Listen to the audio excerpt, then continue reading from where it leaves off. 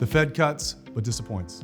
Hello, my name is Dave Wagner, and this is the Tidecrest Market Update for Thursday, December 19th, 2024.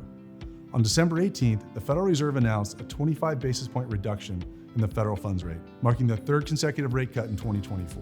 Despite the rate cut, the Fed showed a more cautious stance on future monetary policy, causing the market to anticipate only 2 additional quarter-point cuts in 2025, compared to a more aggressive easing path anticipated earlier this year.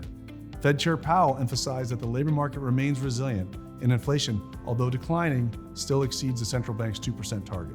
Powell highlighted the importance of further progress in bringing inflation under control and reiterated the Fed's commitment to achieving its dual mandate of maximum employment and price stability. He noted that while recent data shows signs of economic cooling, the Fed remains vigilant about risks that could reignite inflationary pressures. The financial markets reacted sharply to the Fed's commentary. Major equity indices experienced significant declines upon the announcement, while the bond market also reflected heightened uncertainty as the yield on the 10-year Treasury note climbed significantly.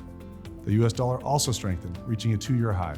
Investors who had hoped for a more aggressive easing trajectory in 2025 were caught off guard by the Fed's measured approach. The revised projections suggest the central bank is wary of overstimulating the economy and risking a resurgence in inflation. Beyond financial markets, the Fed's decision carries broader implications for households and businesses. Borrowing costs for mortgages, auto loans, and credit cards are likely to remain elevated, potentially dampening consumer spending and investment. On the other hand, savers may continue to benefit from higher interest rates on deposits, creating a mixed economic environment. Globally, the Fed's cautious approach could influence other central banks, particularly those grappling with similar challenges of balancing growth and inflation.